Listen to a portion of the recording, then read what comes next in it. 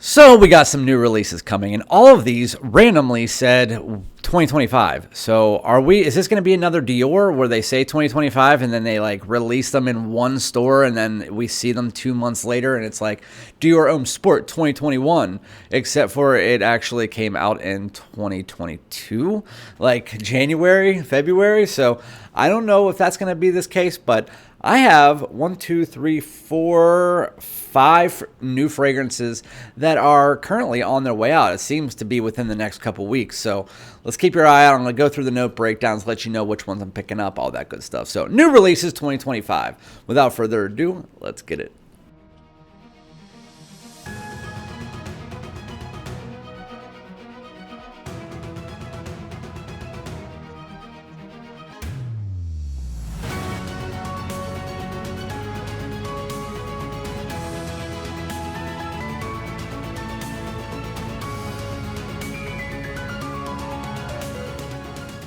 You guys know what sucks is that we're getting 1, 2, 3, 4, 5 new releases, and I literally just did my top 10 fragrances of 2025 video. Like, we're getting 5 new releases, and 2 of these could easily be in that top 10. I might have to just like do a whoops, I'm sorry video if these actually are released in the next couple weeks. By the end of the year, because I would have to redo my list. But I hope they don't. I hope they come out in January. But they all say 2025. Before we get into the video, by the way, I'm Randy, Fragrance Dude. Welcome.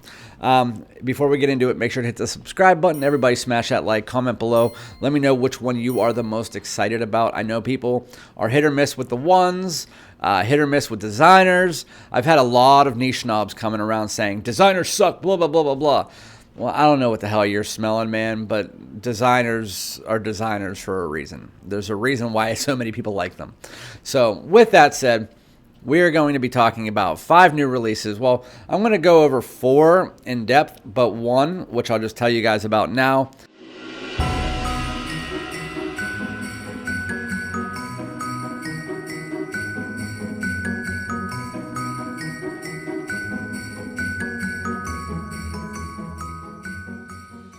I'll just tell you guys about now.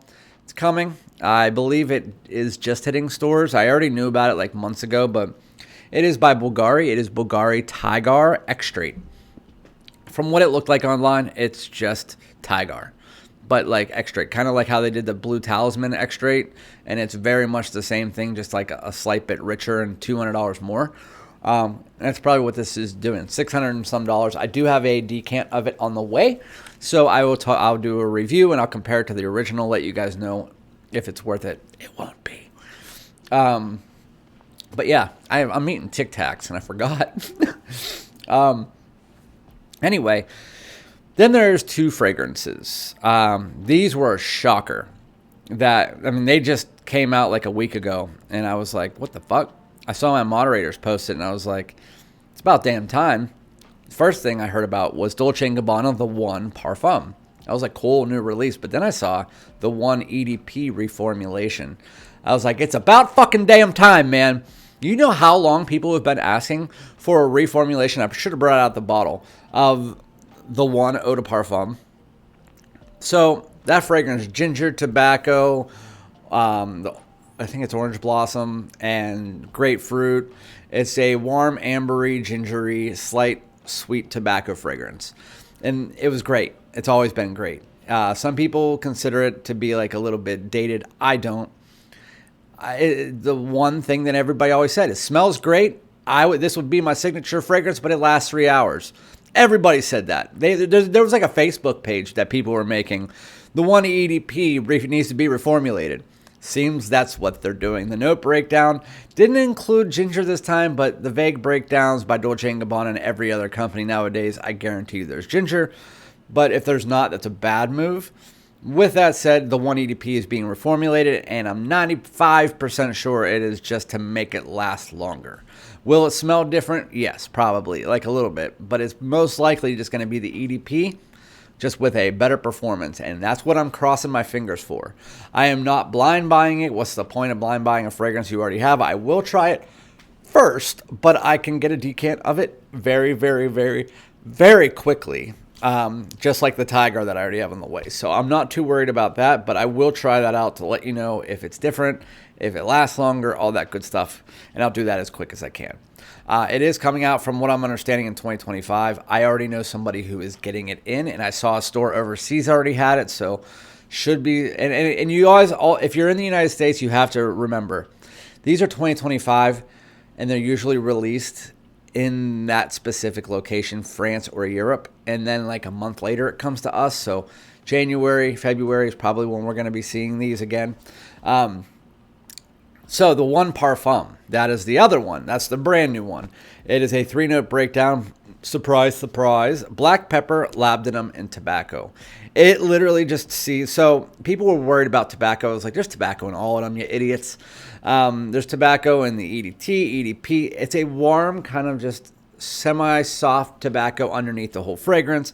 Not super noticeable. You mostly notice the amber and the citrus and all of that. So this one seems like it's going to be a spicy, maybe more rich and more resinous version of the one DNA. I hope they stick to that DNA. I am very much hoping that's what they do. And I hope they actually do make the tobacco shine a bit more. That is my hopes for it. I guarantee you there's ginger. I guarantee you there's amber. Guarantee you there's grapefruit. So it's probably going to, and that's what my hope is again. This could be completely different. Dolce & Gabbana, they are, in the designer community, especially lately, they are a horse of a different color. They like to do things differently. I mean, Devotion Parfum came out this year, and it's actually really nice. I tried it in store, and I forgot to buy it, but it's too late now. I'm not going to get much views out of it. When I did the original Devotion, nobody watched that video. So anyway, the one Parfum seems like it's a spicy, richer version of the original DNA, and I'm hoping that's the case, obviously with that longer performance as well.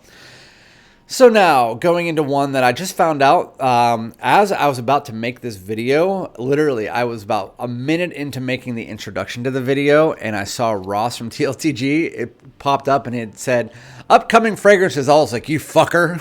You did it before me. But I didn't know this one was coming out, so I actually had to redo it because of the fact that he added this, and I didn't see it. So thank you, Ross. It is Jean Paul Gaultier La Mole in blue. It is lavender. They're incomplete notes, but there's still more notes than the Dolce & Gabbana. Lavender, blue notes, whatever the hell those are. Blue, metallic notes, and benzoin. I hate the name. The Man in Blue. Like, who comes up with this stuff? Jean Paul Gaultier.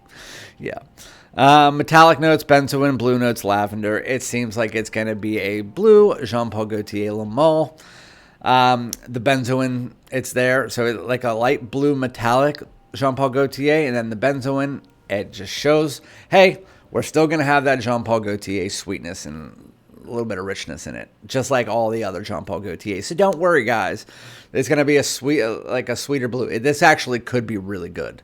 It sounds like I'm not excited about it because it's an incomplete note breakdown, but if it is a blue, sweet Jean Paul Gaultier, that's kind of what we were all hoping from like Spice Bomb to bring like Spice Bomb Sapphire or something like that, or Spice Bomb Ultraviolet and have like a blue version of that with the sweetness. That's what we were talking about last year. I hope that that's what this is. It could be really good, but I am reserved. I'm holding my reservations for it just because it's Jean Paul Gaultier. And while they have some heavy hitters, I did not like their last 4 releases. The new Scandal, not very good. I did not like the La Mole Elixir very much. I did not like La Mole Elixir Absolute very much.